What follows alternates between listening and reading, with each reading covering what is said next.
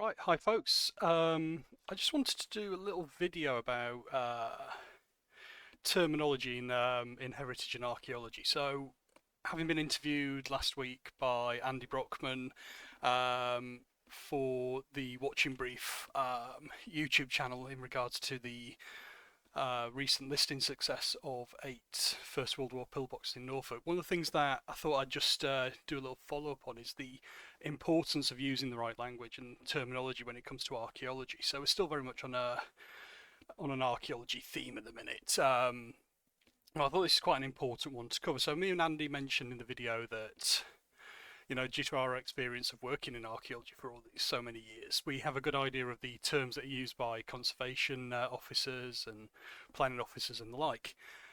And then this got me thinking about like how we also mentioned that this can be a barrier to public participation.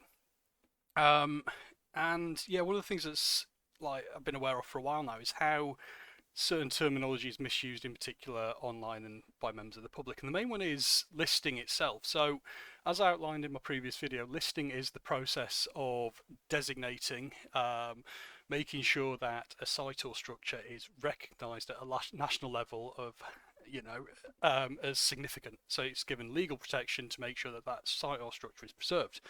And in terms of the term listing, I've seen this applied to many things online, and it's quite a very specific term. And I think this kind of ties into one of the reasons why there's a lot of confusion online about things being listed. So I've seen it mentioned before where people post something to a Facebook group and they go, "Oh, I've listed it here." No, in reality, all you've done is posted it to a Facebook group. And then I've seen other people mention, "I listed this with the local historic environment record." Well, no, you didn't. You recorded it with the local historic environment record. Listing is a completely different thing, and I'm fairly certain this gives a lot of people the impression that, like I say, recording with the HR potentially lists something when in reality it doesn't. It records it. It doesn't give it listed status. And yeah, this is a bit of a concern of mine that people have been led to believe that by posting online they're listing things when in reality they're not. They're just posting online, or by recording with the HR something then gets listed status instantly.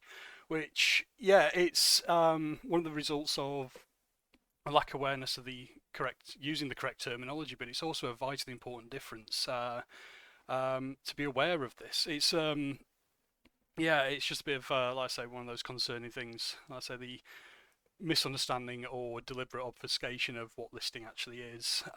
It's quite yeah, and it's just something worth being aware of. If listing is very specific, to go get something listed, you have to go through Historic England or CADU or Historic Environment Scotland. But being aware of these terms as well is massively important too. But the vast majority of people aren't, unfortunately.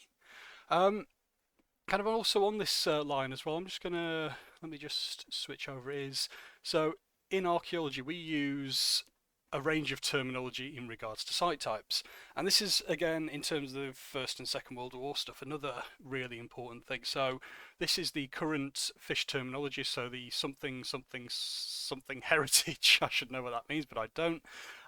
Terminology. So in archaeology we use a range of criteria or site types to identify and record structures. The aim behind this is to enable data to be structured in a very specific way.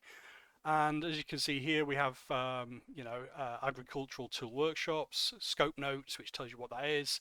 I'm not sure what that is. Broad term is factory, and all this stuff. So we have this structured hierarchy of site types.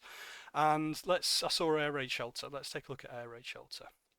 So in terms of recording sites, here we go, air raid shelter, using the correct terminology is massively important. So one of my little bugbears today is that the term bunker is used and applied to literally everything from air raid shelters to blast shelters to pillboxes to ammunition dumps to command and control centres, when in reality, especially in the Second World War, it's not a term that I've ever come across in use by the British military in any way, shape, or form, and I'm more than certain it's a modern application of an Americanism.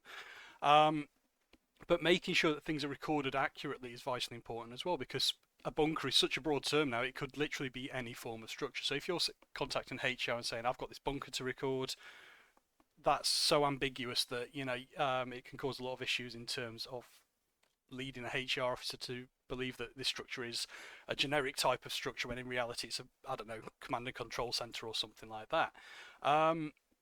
So being aware of the actual right terms to use when you're recording stuff is another important thing. But again, this it's an example of one of the issues with here we go.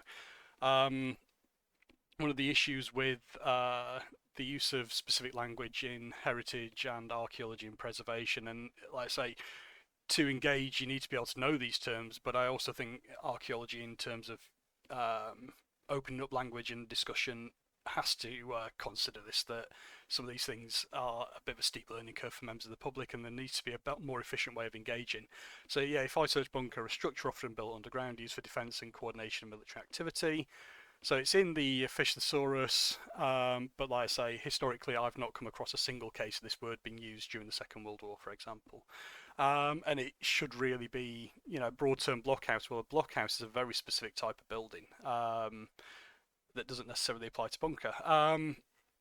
But yeah, I just thought I'd quickly jump on and highlight this because, like I say, the way we communicate these things is very, very important. You know, because I got 8 pillboxes listed last week, there's the potential there that people think it's just, I don't know, not being fully aware of what the process is and what listing is, but also the application of the wrong terminology to indicate that things that aren't listed or have been recorded or posted online, you know, aren't listed. So I just thought I'd just do this little 5-6 minute video just to highlight that as an issue and something to be aware of if you're online and you see people saying about listed. Is it listed, or have you just recorded it or posted it online? So yeah, just be aware of that. Cheers guys, I'll see you later.